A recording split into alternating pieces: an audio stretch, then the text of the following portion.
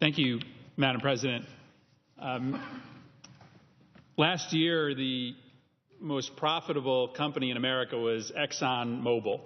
ExxonMobil made about $44.9 billion in profit last year. America's student loan program did better.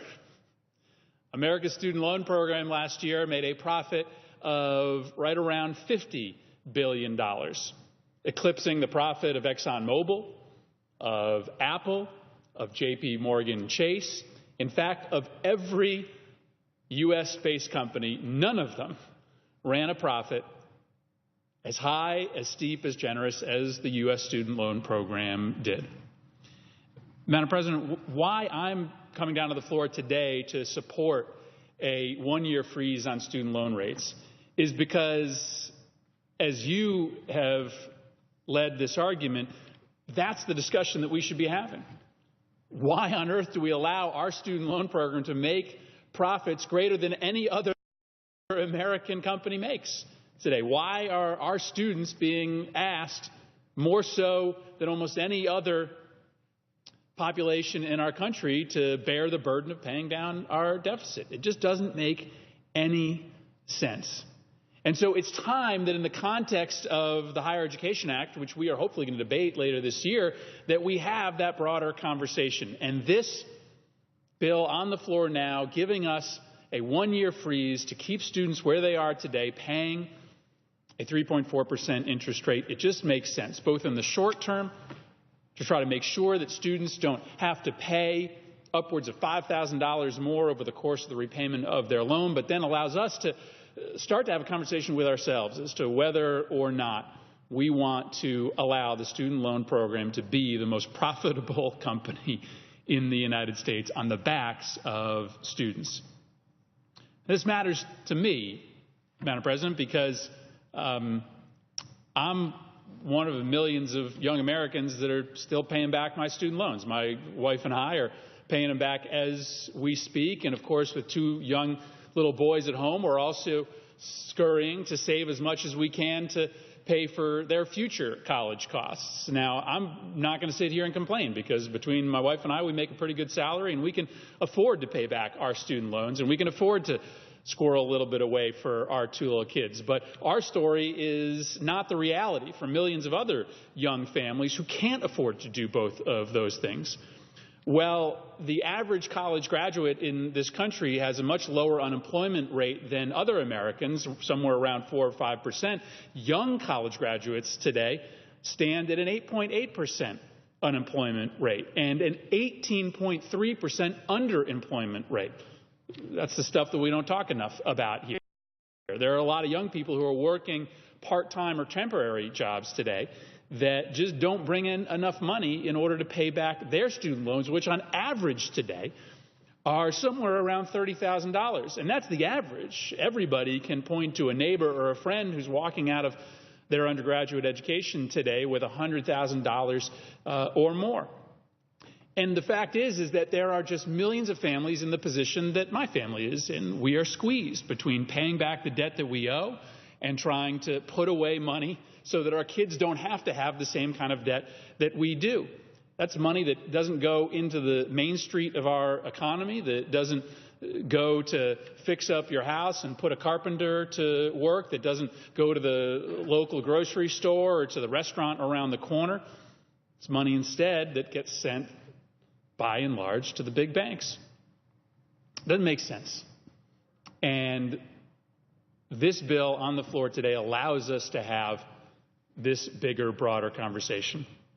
I'll say this, though, Madam President. We're fooling ourselves if we think that the solution to our higher education affordability crisis is just the interest rate that we pay on loans. It's not. And shame on us if, coming out of the resolution of this debate, which I hope comes in the next couple weeks, we don't step back and say that there's so much more that this Senate and this Congress can be doing to take on the broader issue of affordability. Students took out about $113 billion in student loans this last year, and that's double what they took out just 10 years ago. We can't afford to have the amount of money being taken out in student loans double on a decade-by-decade basis. That will bankrupt not only our students, but it'll bankrupt our country no matter what interest rate we put on these loans. And so in the context of the Higher Education Act, we got to start challenging schools to think out of the box when it comes to assessing the cost of education. Wesleyan University in Connecticut has given the option to students to get a degree in 3 years instead of 4. More and more schools are moving to cheaper but still high-value online education. Probably time that we step back and ask even tougher questions about whether or not it makes sense to award degrees based on a largely arbitrary number of credits, rather than an assessment of the skills that you have gained, maybe over 4 years, but frankly, maybe over 2.5 or 3 years. If college really is about preparing students for the workforce, then maybe we should be awarding degrees and costing out degrees based on whether or not you're ready to enter the workforce, not just based on if you've gone the requisite number of years or taken the requisite number of courses. Maybe 50 years ago, we could afford the system that we have, but we can't any longer. But we can't have that conversation if we don't settle this one. And so my hope is that we will be able to extend the 3.4% interest rate for the time being, and that we can have a serious conversation about the issue of profitability in the long run. Lastly, Madam President, I'll just say this. Senator Alexander has left the floor, but the Republican proposal is just temporary as well.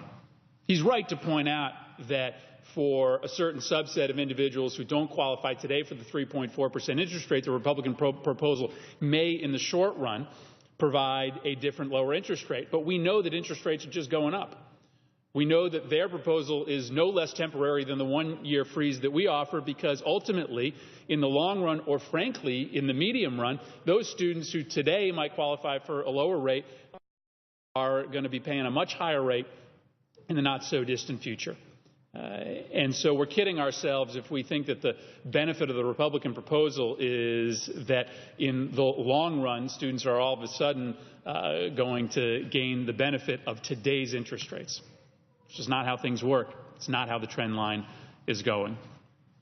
Madam President, lastly,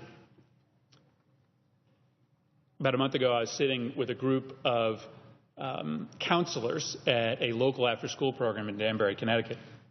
And they were all sort of working part-time jobs and counseling kids at this after-school program just because they believed in the program. These were community-minded kids. They were the salt of the earth, kids that really cared about trying to help out disadvantaged youth in their neighborhood. But none of them were going to college. And I asked them, I said, you know, are you not going to college because of the cost? And they looked at me like I had 3 heads.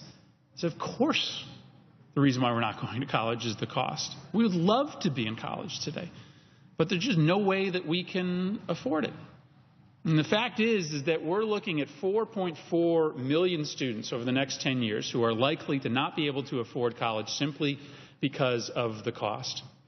And the difference between 3.4 and 6.8% can be $5,000 for some students over the course of the repayment of their loan. That is the difference maker for students. And we're kidding ourselves if we don't think that 18 and 19-year-old kids aren't doing the math when they're deciding whether they can afford to go to college or not. They are much more sophisticated than people on this floor think they are. They understand that the deal that we are potentially giving them on the floor of the Senate is one that will make college unaffordable for tens, if not hundreds of thousands of students.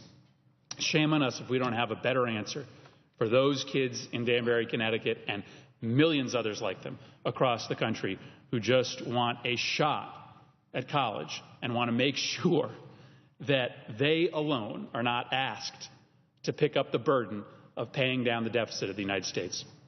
With that, Madam President, I yield the floor.